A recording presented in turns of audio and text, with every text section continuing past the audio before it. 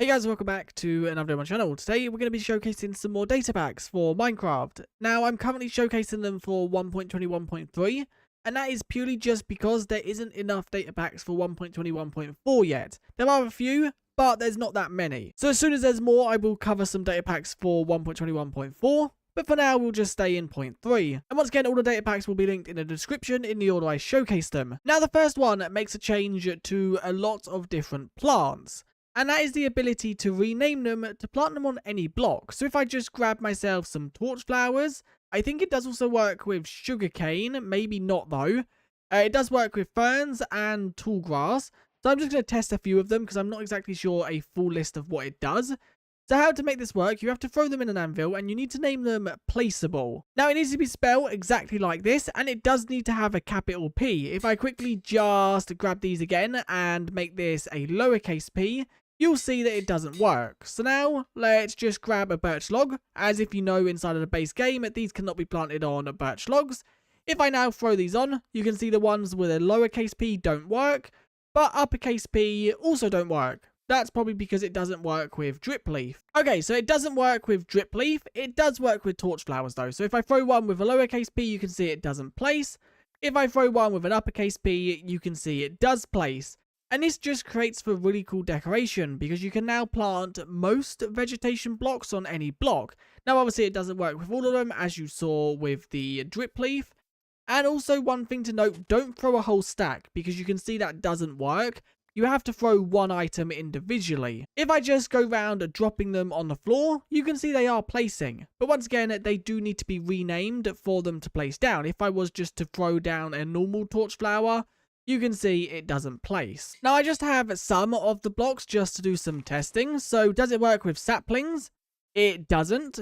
Does it work with azalea? It also doesn't. It also doesn't work with sugarcane. It does work with ferns and it does work with tall grass. Does it work with cactus? It doesn't. And small mushroom blocks, it does work with. Okay, so it seems like it don't work for the majority of like unordinary plants. And here we go. Here is a list of things it does work with. Grass, tall grass, fern, large fern, dead bush, sweet berries, nether sprouts, crimson roots, warped roots, all flowers, torch flower, and pitcher plant. It works with a lot and it would be cool to see future updates to this data pack make it compatible with a lot more. Now the second data pack we're going to cover is a very small one, but it's quite a cool one to have. And it's the ability, if you hold a clock or a compass, different things show.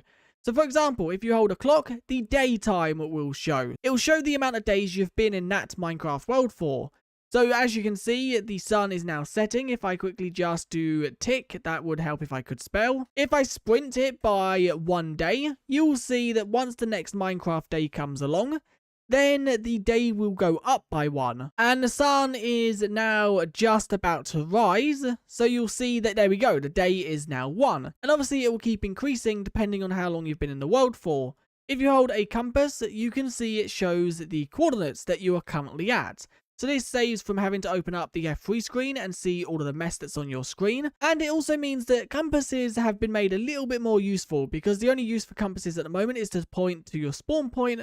Or you can also click them on a lodestone to like pinpoint areas in your world. Now sadly it doesn't work in your offhand, it has to be in your main hand. And this is the same for the clock as well. Now the third data pack we're going to cover is one that makes a change to climbable blocks. And this makes them quicker. You can still climb them at the ordinary speed if you just go up them. But if you crouch and then look up or down, you can see I go up that extremely quick. And that is very quick. So if I quickly just look up, there we go. We zoomed up that. You don't even need to hold your up key. So as you can see, this is me holding my up key. It does still take you up even if you are just crouching. And if I look downwards, I go down extremely fast. Now this does also work on scaffolding. And you can see I got to the very top of that very quickly. And if I once again look down, I go down it very quickly. Now with the vines, you do need to somewhat go into them because as you can see, the hitbox for them is kind of weird. So you need to make sure you are standing in the very center. But this is really cool because if you have ladders maybe going from the bottom of your world to the top of your world, and it takes ages to go up or down them, it does definitely make it very quick. Now it does also work with normal vines and weeping vines. So if I quickly just show this, if I look straight up and crouch, I zoom up to the very top, and if I look down, I go down, And then if I look up in the weeping vines, I go up. And if I look, that was not down. And if I look down, I go down. Now, it is very weird in how it works. I think it teleports the player by looking at it because it doesn't seem to actually like move you. But I'm not exactly sure how it works. Now, once again, just to clarify, you need to be crouching and then looking up or down. Up makes you go up, and looking down makes you go down. Now, the fourth data pack we're going to cover is one that adds a load of new items and tools to the game. So, quickly going through, we have an experience flask. We also have a grass starter. Then there is also the hammer. There is also the iron chisel. There's also the hard hat. And each of these do give different perks depending on what item or tool you craft.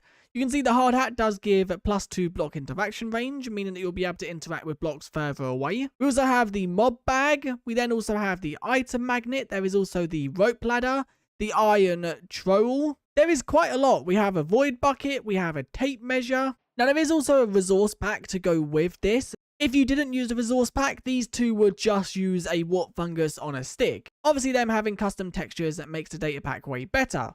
So now we are just going to quickly show off these three. So there we go. I've clicked down in 2 locations. You basically just have to left click. Let's quickly just place that block down. So if I left click once, it will set the first location. If I left click again, it will set a second location.